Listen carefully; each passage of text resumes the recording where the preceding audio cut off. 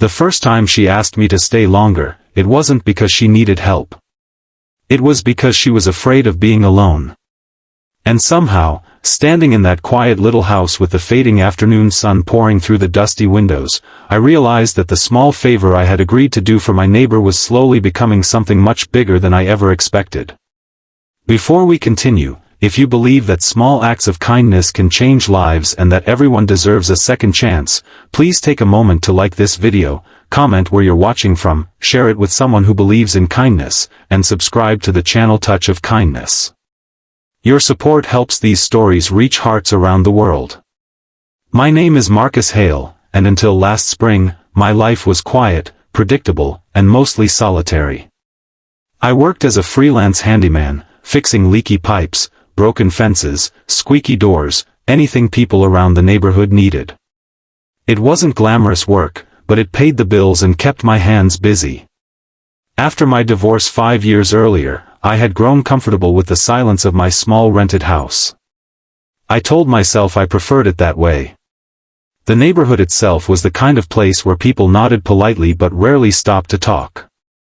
Everyone had their own routines, their own worries, their own lives behind closed doors. That's why when a moving truck pulled up next door one bright Tuesday morning, it caught my attention. I was repairing a wooden gate in my yard when I noticed her. She stepped out of the truck slowly, brushing a strand of chestnut hair from her face while scanning the quiet street like someone stepping into unfamiliar territory. She looked to be in her early 30s, wearing simple jeans and a pale blue sweater, her expression tired but determined. Behind her, 2 movers carried boxes into the small white house that had been empty for months. At first, I went back to my work. New neighbors usually kept to themselves for a while. But about an hour later, I heard the sharp crack of something falling and the frustrated clatter of boxes inside her house. Then came a knock on my door. When I opened it, she stood there holding a folded piece of paper in one hand and looking slightly embarrassed. Her name, she explained softly, was Eliza Carter. She had just moved in that morning, and the movers had left before helping her assemble a heavy bed frame. She had tried to do it herself, but one of the wooden supports had snapped loose. She asked if I might be able to take a quick look. It was the kind of request I heard all the time. Simple. Routine.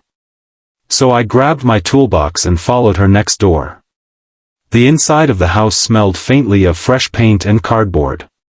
Sunlight streamed through the living room windows, illuminating stacks of unopened boxes labeled in neat handwriting. Everything about the place felt like a life paused mid-transition. The bedroom was worse. The bed frame leaned awkwardly against the wall, bolts scattered across the floor. I knelt down and started examining the pieces while she hovered nearby, apologizing more times than necessary. It took about 30 minutes to repair the support and reassemble the frame. I'd handled far more complicated jobs before lunch on most days. When I finally tightened the last bolt, the frame stood solid and steady again. I packed my tools, wiped my hands, and told her it was all set. That should have been the end of it. But as I reached the doorway, she hesitated. Her voice came out softer than before, almost uncertain. She asked if I could stay a little longer. At first, I thought maybe something else was broken. Maybe another piece of furniture needed fixing. But when I turned back, I noticed the way her hands were clasped together, the way her eyes avoided the empty corners of the room. It suddenly occurred to me that the house was very quiet. Too quiet. She admitted she had moved to the neighborhood without knowing anyone. Her job had transferred her from another city after a difficult breakup and a series of life changes she didn't elaborate on. Everything in her world had shifted in just a few months. Now she was standing in an unfamiliar house, surrounded by boxes and silence. So instead of leaving immediately, I sat down on the edge of the repaired bed frame and asked if she wanted help unpacking a few boxes. The relief on her face was immediate. What started as 30 minutes turned into 2 hours.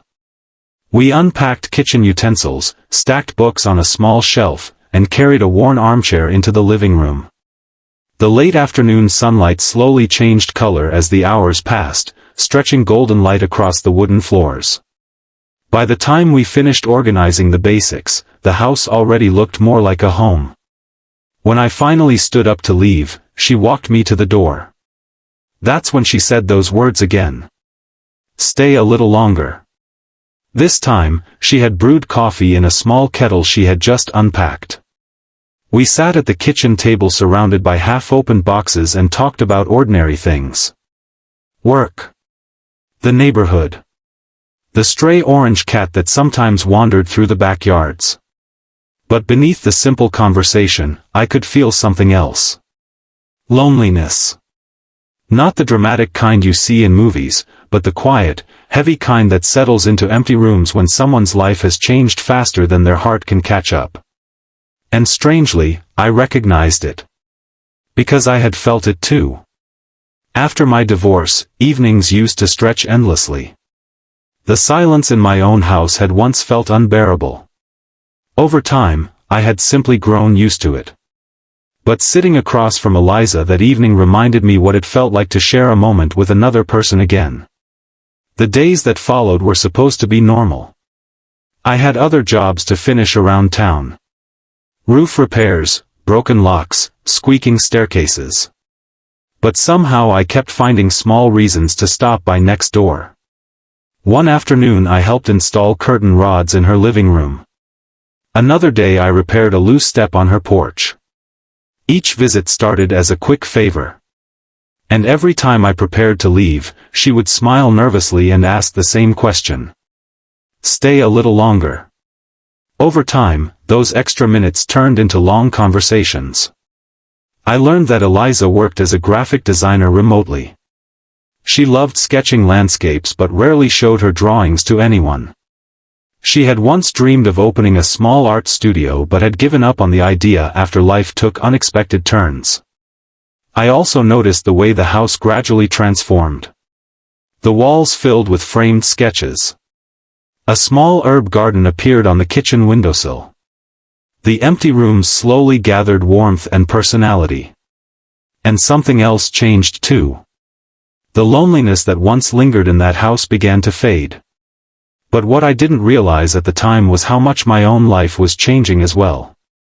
One evening, nearly 3 weeks after the day we met, a thunderstorm rolled through the neighborhood. Heavy rain pounded the rooftops while flashes of lightning illuminated the street. Around 9 o'clock, I heard a knock at my door. When I opened it, Eliza stood there holding a small covered dish. She said she had cooked too much soup and thought I might want some. But as the thunder cracked loudly overhead, I noticed her shoulders tense. Storms, she admitted quietly, always made her anxious. So we sat in my kitchen while the rain hammered against the windows. We talked about childhood memories, about fears people rarely admit out loud, about the strange paths life sometimes takes. And for the first time in years, my house didn't feel empty either. Weeks turned into months. Spring arrived, painting the trees along our street with fresh green leaves. Neighbors began noticing that we were often working together in the yard, laughing over small mishaps, sharing quiet evenings on the porch. But the moment that changed everything happened on an ordinary Saturday afternoon. I was repairing a loose fence panel in her backyard when she came outside holding a sketchbook. She hesitated for a moment before handing it to me. Inside were dozens of drawings. Beautiful ones. Landscapes, city scenes, quiet moments captured with incredible detail. And tucked between them were sketches of something else. Me. Working on the porch. Fixing the fence. Drinking coffee at the kitchen table. She had been drawing those moments quietly, never mentioning them. When I looked up from the sketchbook, she looked embarrassed but hopeful. She said that after moving here, she had felt like her life had completely fallen apart.